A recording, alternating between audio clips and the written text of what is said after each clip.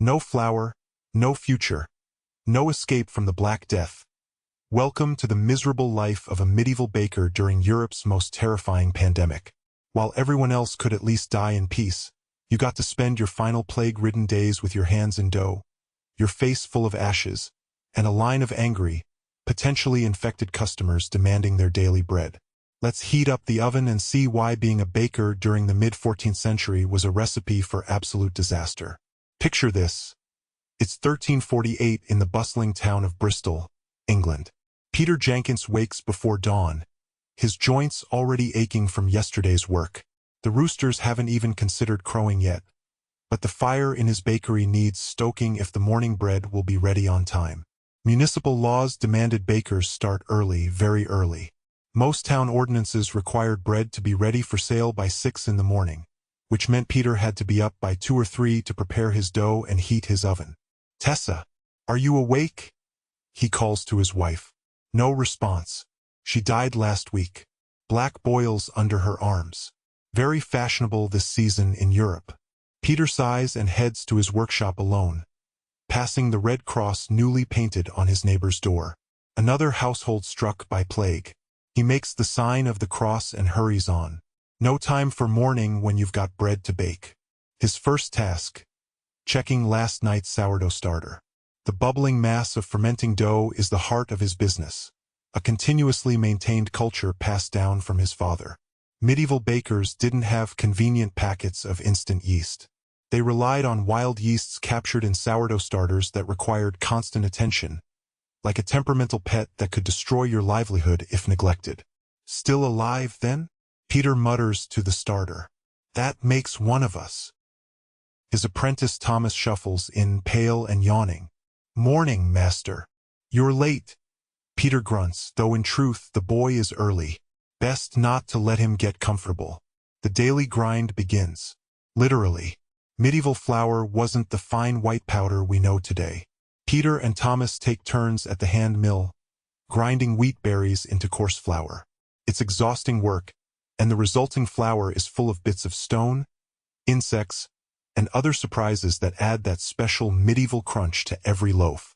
"Master, there's weevils in this sack," Thomas says, peering into their flour supply. "Extra protein," Peter replies. In these plague times, customers should be grateful for the meat. Speaking of regulations, being a baker in medieval times meant being subject to some of history's most intrusive business regulations. The assize of bread and ale, established in the 13th century, dictated exactly what Peter could charge based on the price of wheat. When grain prices rose, he couldn't simply raise his prices to compensate. The law fixed his profit margin regardless of other costs. "Remember, Thomas," Peter instructs as they shape the loaves. "Each penny loaf must weigh exactly 3 pounds when wheat is at 6 shillings per quarter. Any lighter, and it's the pillory for us." "What if the grain merchant cheats us again on the weight?" Thomas asks. Peter points to the wall where an official weight hangs. "That's why we have our own verified weights." Last baker on this street who shorted his loaves got dragged through town backward on a cart with the evidence tied around his neck.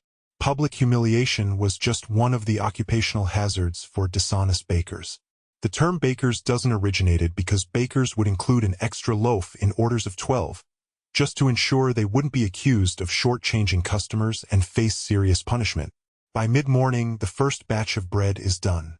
Peter pulls the loaves from the communal oven that serves their street, another joy of medieval baking. Most bakers didn't have their own ovens but shared massive brick constructions with their neighbors. This meant coordinating baking times, managing disputes, and occasionally finding your carefully prepared dough had been sabotaged by a rival. A customer approaches Peter's stall in the market square, eyeing the fresh loaves suspiciously. "Is this bread clean?" the woman asks, kerchief pulled over her nose. "My husband says plague spreads through the breath of the infected. How do I know you're not breathing death into these loaves?" "I assure you, good wife," Peter says with practiced patience, "I am in perfect health." He coughs slightly, and the woman jumps back 3 feet. "Just the flour dust," he explains, but she's already hurrying away. There goes another sale. Business had plummeted since the plague arrived. People were suspicious of everything and everyone. Some claimed the disease spread through bad air, others through looking at the sick, and still others blamed poisoned wells or an unfavorable alignment of planets.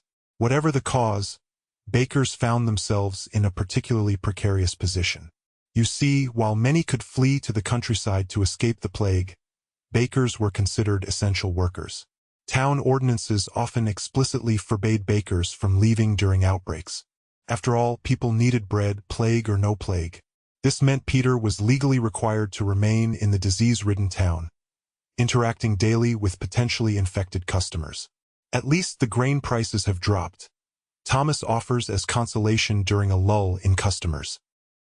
Only because half the customers are dead, Peter replies. And the assize adjuster hasn't been seen in weeks. Probably dead too. Thomas nods solemnly. My cousin says they're burying people in mass graves outside the walls now. No proper funerals. Speaking of death, Peter says, it's time to make the funeral biscuits for the Harrington wake, the special ones with caraway seeds. Funeral biscuits were a common baker's product during plague times. Hard, heavily spiced cookies that mourners would take home as mementos of the deceased. With death rates soaring, funeral biscuits had become one of Peter's most reliable sellers. Every cloud has a silver lining, especially when that cloud is carrying a devastating pandemic. By afternoon, a new problem arrives. The town bailiff appears at Peter's stall, accompanied by two stern-faced guild officials. Baker Jankins, the bailiff announces, there have been complaints about your prices. Peter wipes flour-covered hands on his apron. I charge what the assize permits, no more. Times are hard, one guild official says. The town council has decided to lower bread prices to prevent unrest. Lower? But the miller raised his fees just yesterday. The bailiff shrugs. Not our concern. New prices take effect tomorrow. Failure to comply will result in fines. And there it was, the medieval baker's eternal dilemma. Caught between rising costs and fixed prices, between plague and poverty, between staying open to feed the town and risking death by doing so. As the officials leave, Thomas whispers, What will we do, master? What bakers have always done, Peter sighs. Add more sawdust to the dough. This wasn't actually a joke.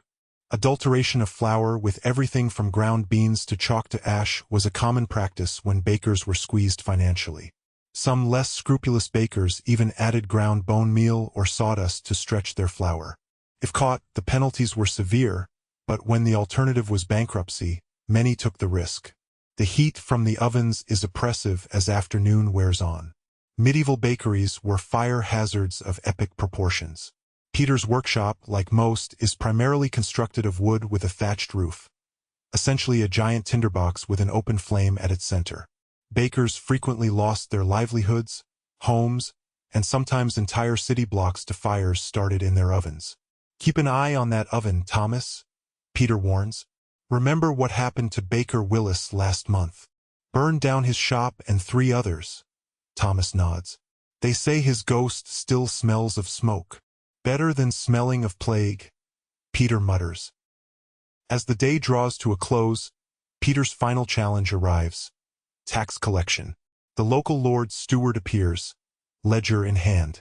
Baker Jankins, you're behind on your hearth tax, your guild fees, and your market stall rental. Half my customers are dead, Peter protests.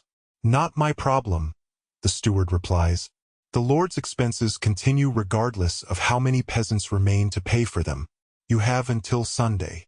After the steward leaves, Peter slumps onto a flour sack. Perhaps I should just catch the plague and be done with it. Don't talk like that, master, Thomas says. Think of all the people who need your bread. People need bread, yes, but they don't need me specifically. Any fool can bake bread. Not good bread, Thomas insists. Not like yours. Peter manages a tired smile. Tomorrow we'll try adding rosemary to the dough. They say it wards off miasmas. Do you believe that? No, but it might mask the taste of the sawdust. As night falls, Peter counts the day's meager earnings and sets aside dough for tomorrow's starter. Despite everything, the regulations, the plague, the taxes, the constant threat of fire, starvation, or public humiliation, there is bread. There will always be bread, even when there's nothing else. The medieval baker's lot was one of crucial importance and stunning ingratitude. Essential enough to be forbidden from fleeing deadly plague outbreaks, yet dispensable enough to face the pillory for a slightly underweight loaf. Skilled enough to create the staff of life from the most basic ingredients, yet regulated so heavily they could barely make a living. As Peter banks the coals for the night, he offers a small prayer. Lord, if the plague must take me, let it be quick, and let my final loaves be light and well risen. In the end, being a medieval baker during the Black Death was rather like making sourdough. A process requiring constant attention, producing daily sustenance, and inevitably ending with something getting consumed. The only question was whether it would be the bread or the baker himself.